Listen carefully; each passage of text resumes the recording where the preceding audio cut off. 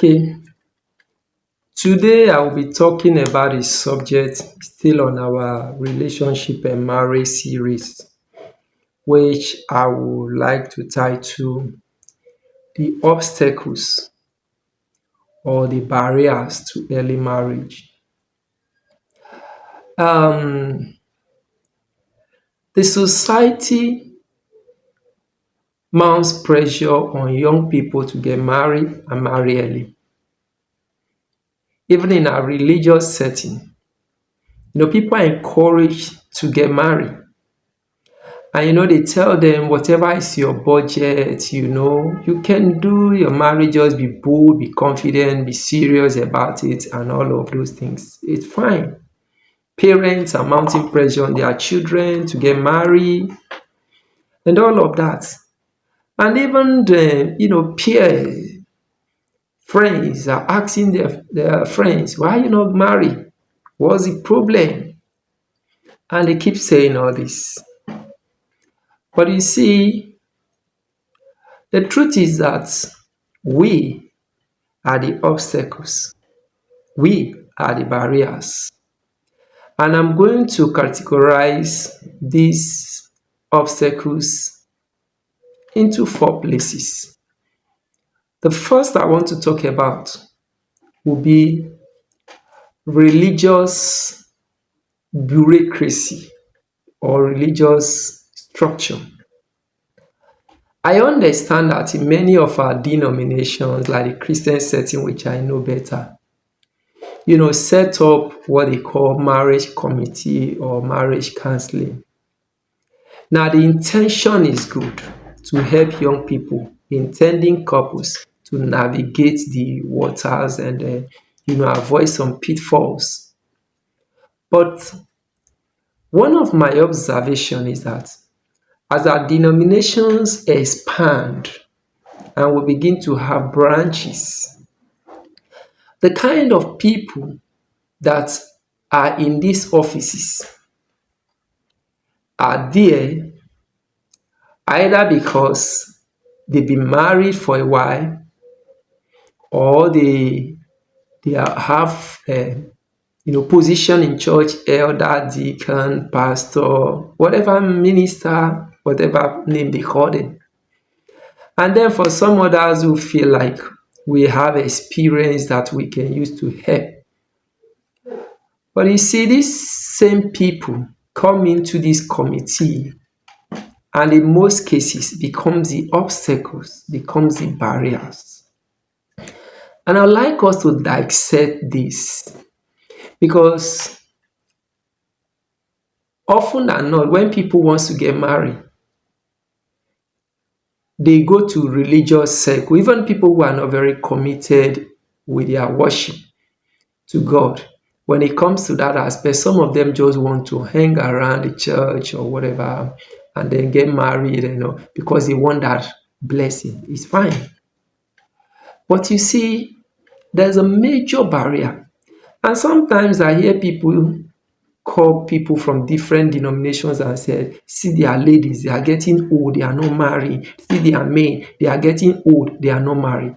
As though it is these people's decision or making not to get married on time.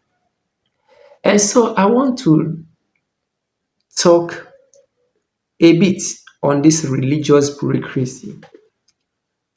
So in some religion or in some denominations, the first thing is that they have created unhealthy relationship between the opposite sex in a bid to avoid fornication, infidelity.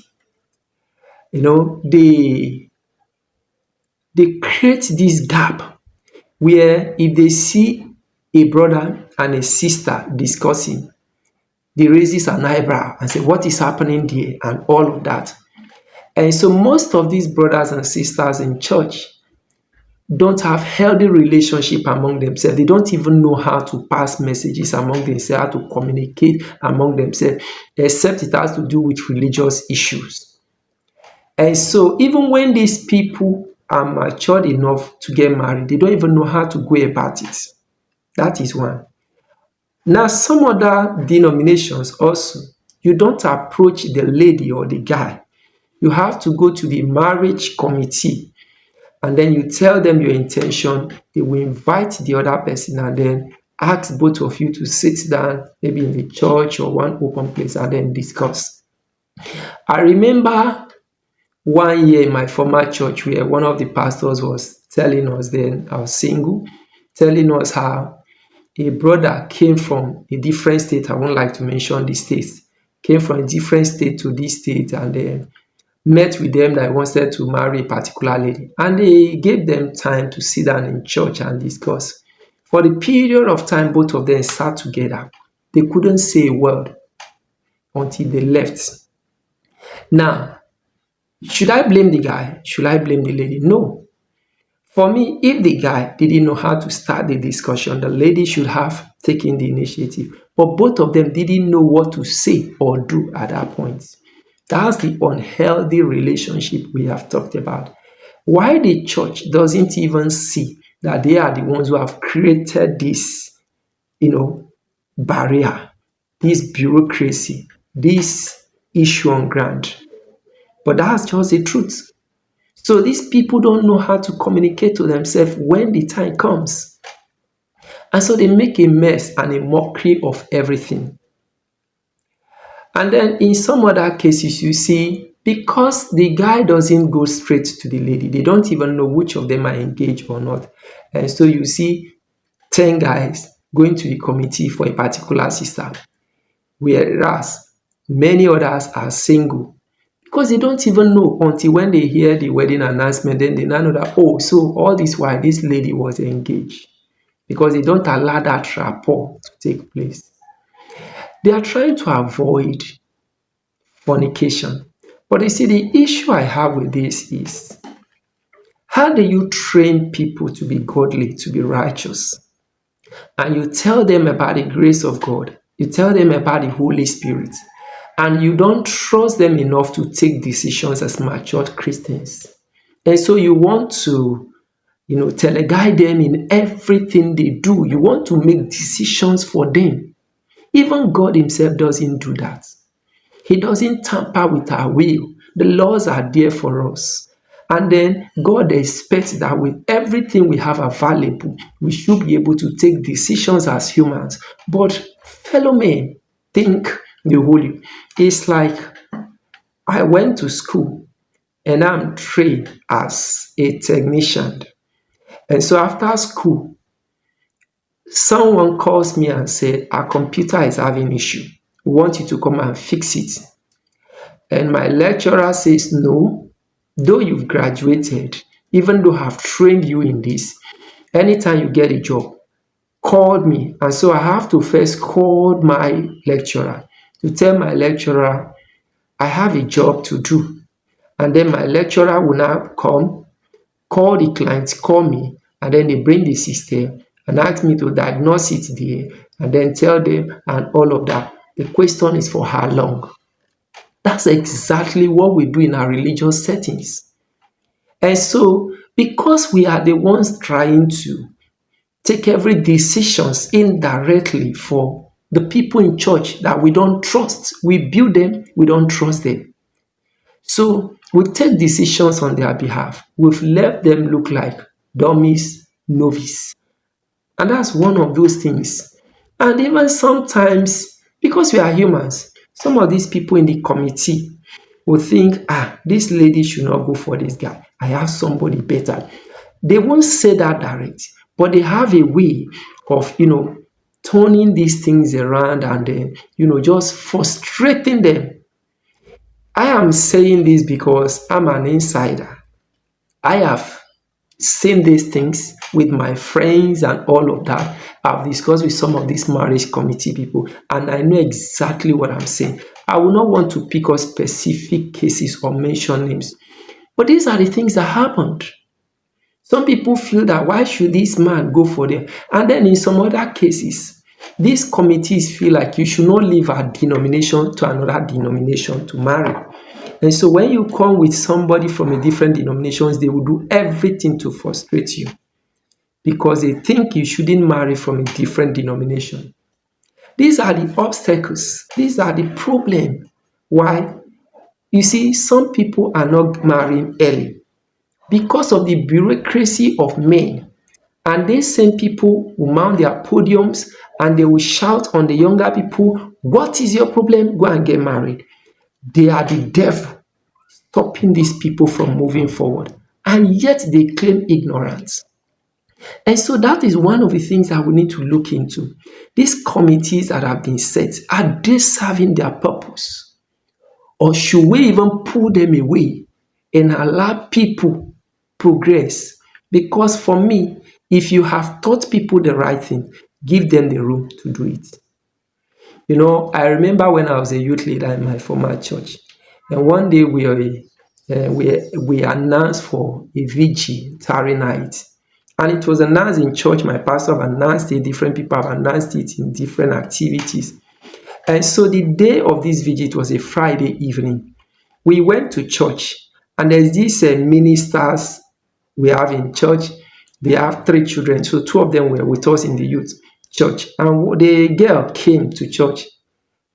After a while, the brother came and called her that the mother was calling her to go home.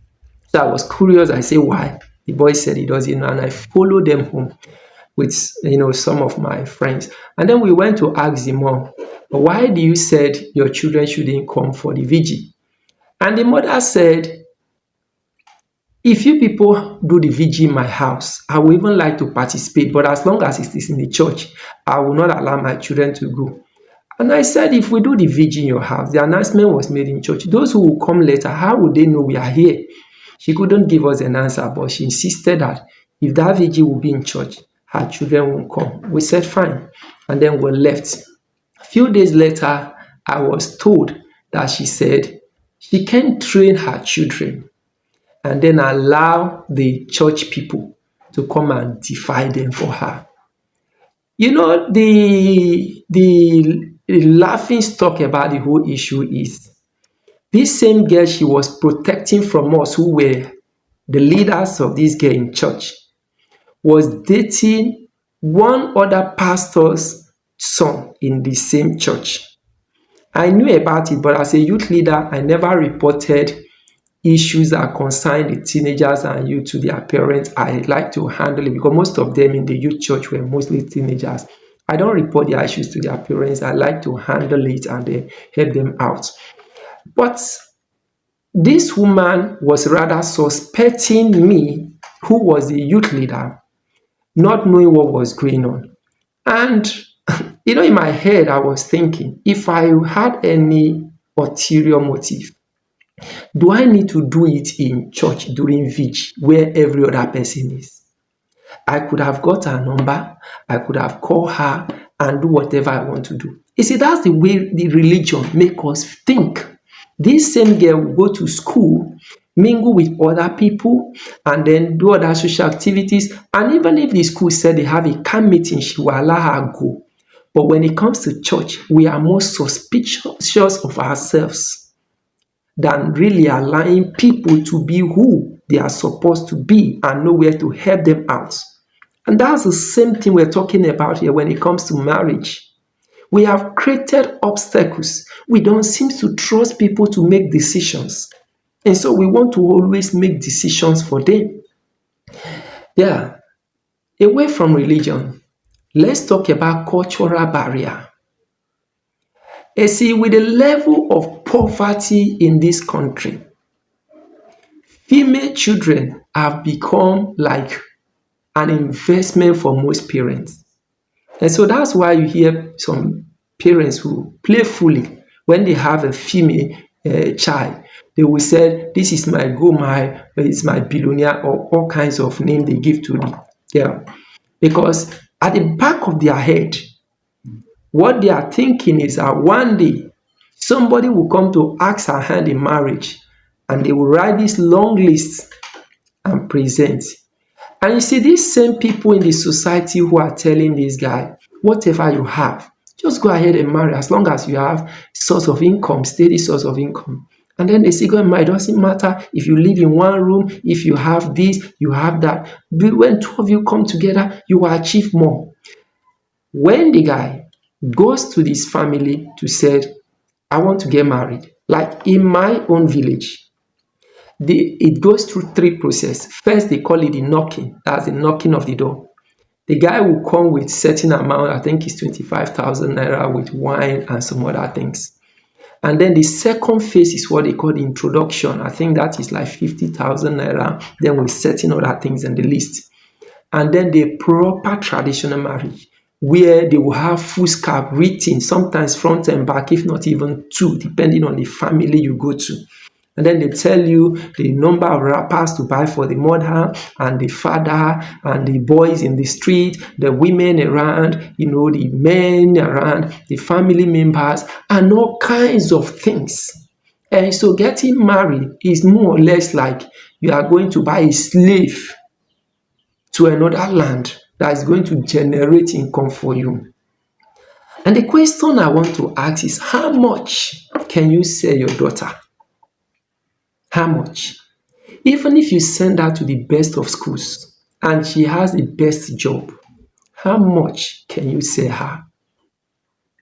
So all of these things that we just put together are the obstacles, because the same guy who is probably earning 50,000 naira, you encourage him to get married and you write a list that is almost 1 million naira, or let's even say 500,000. Where do you expect him to get that money?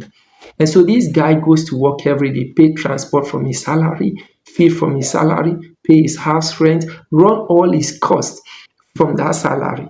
And then you have encouraged him to get married. He comes to you and said, I want to marry your daughter. And you bring this long list. And you expect this guy to go to the bank to get a loan, or to go to the social media and ask for support, or should save for like 5 years of his life in order to marry. And that's why when some people eventually get married, they don't even want to see their in-laws, because they become so bitter with their in-laws.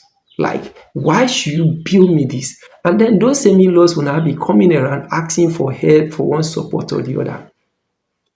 Why? That's why I don't blame some guys when they are overreacting to in-laws issues. Because we created all of this. Another cultural barrier is tribe. Some people believe that you cannot marry from this tribe, you cannot marry from this tribe, as though everybody from that tribe is bad. Because even in your own tribe, there are people who are bad. But you believe that, you must not marry from this tribe, you must not. These are the cultural barriers we create. It is very easy for a guy in Nigeria, for instance, to go and marry a lady from the Western world, maybe UK, America.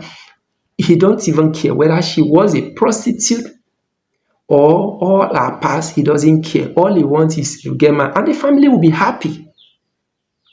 But in Nigeria, just within states, within local government, within villages, they are fighting themselves.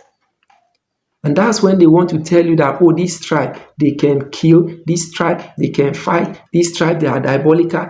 Even in your tribe, there are people like that. So we need to deal with these barriers.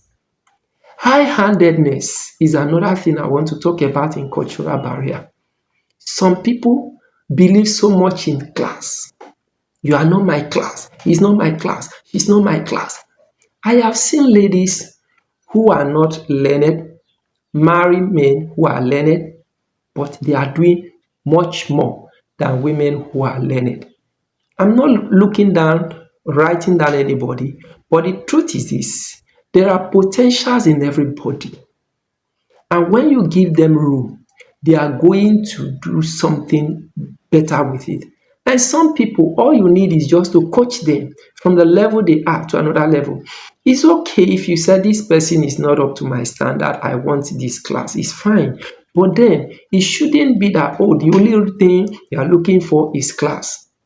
And sometimes the man speaks English too much, the woman speaks English too much, and they are always quarreling. And so everybody is listening to the other person's statement and say, what are you insinuating? Why should you say this? Why should you say that? And then they keep fighting.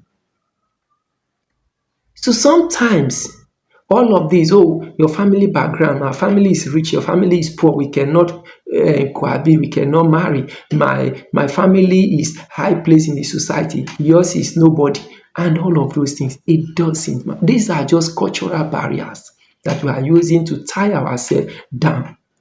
Then we talk about number three is individual mindset. Some people have very wrong mindset and they want to get married. And all these things hinder them, stop them. They meet with people, and before you know, the relationship breaks. For instance, some men believe that men are polygamous. And so even when they are in a relationship with a lady, they want to keep hanging out with other ladies, having fun with other ladies, doing all kinds of things, because in their head, one drunk man told them that men are polygamous and they believe it. And they think that women are less human, therefore they are not polygamous. This is just patriarchal, syndrome, where the men feel like we should suppress the women and they come up with all kinds of theories. And so some men can misbehave and useless their life because of what somebody told them. Some of these things are the things that are breaking relationships and marriages. And you are leaving those things and you are looking for who to blame. Some people are so jealous. And remember that jealousy is not a healthy form of relationship. In short, it is even seen as a kind of mental disorder. You are so jealous. You are dating someone. You are in relationship with someone. You are so jealous about who calls the person, the text message, the WhatsApp. Some people, the moment they get close to whoever they are dating or their spouse, they want to read all the text messages. They want to check the people who call. They want to read the WhatsApp messages. For what? You don't have something to do with your life. And that's why some people will never stay in a relationship and build a solid relationship because of this jealousy. They are always watching who is talking with this person, who is watching. And that's why some people do all this loyalty test. I personally don't support it because as far as I know, we are humans. People can fall for loyalty test not because they intend to, but sometimes the situation, I heard of a case where a guy was dating a lady and then he wanted to test her loyalty. And then he used his friend who that the girl doesn't know and was, testing this girl, sending money to the girl. And the girl was like, no, I'm not interested. I'm in a relationship. And even the friend was telling this guy, it's okay. This girl is standing her ground. It's okay. And he was like, no, no, no. Maybe because the money is small. Take more. Take more. And this guy was sending this money until somehow this girl became emotionally attached with the guy. And so when they met for a physical meeting and then they were talking and all that, they started communicating. Her guy now felt that, oh, this girl has fallen and is cheating, and then he broke up. The moment he broke up, this other guy felt, this girl is a good girl, I can't leave her go. And then he ended up dating and marrying the girl. And this guy goes about telling people that, oh, she left me to marry my best friend, he was cheating with my best friend, and all that. Is immaturity. You just fool yourself into nothing. And that's why you need to be careful with the kind of friends you keep, the people you hang around you. What are the things they tell you? What are those things they stuck into your head? You want to get married, you must get basic relationships about marriage and not just to jump into it. So sometimes it's the knowledge that you don't have that is making you think that some ladies just go into marriage because they think it's a means to an end. And so when they get to this guy, they just, from the day one they start talking, they're already asking the guy, oh, I don't have data. And can you send me? I don't have airtime. Can you send me airtime? Oh, I don't have transport. I have interview somewhere. I just need money. Oh, I've not eaten since morning. Please, can you help me with some money? As if that is what the guy is supposed to be doing for them. You just make yourself look like, from day one, you're already putting yourself out. You think you want to test his generosity. It's not true. You are making yourself very cheap and you are making yourself like a beggar. Of course, that's how the guy will look at you, you're a beggar. And that's why some of these guys take advantage of ladies. The relationship that just started, they are just demanding, demanding. And some of the guys will feel like if tomorrow we break up, what am I going to benefit from it? And then the next thing they start asking for sex. And then the ladies come out and say, these guys are always acting for sex. Why won't they ask when you have made yourself so vulnerable? Because if you have made yourself, worthwhile, they will respect you for who you are. So you need to understand that. And then let's talk about the last one, which is wrong knowledge about marriage. Wrong knowledge about marriage. What do you know about marriage? What do you know about marriage? Some people knows next to nothing about marriage, and they are going into marriage. Trust issues. You need to build it. Some ladies believe that a man's money is our money, my own money is my money. Wrong knowledge about marriage. Some ladies believe that it's a man who must always provide and they is just to eat. Wrong knowledge about marriage. Some people believe that the moment I leave my parents and I get into this marriage, nobody will disturb me again because I am now the madam of the house. Wrong knowledge about marriage. You need to get the right knowledge about marriage. Thank you.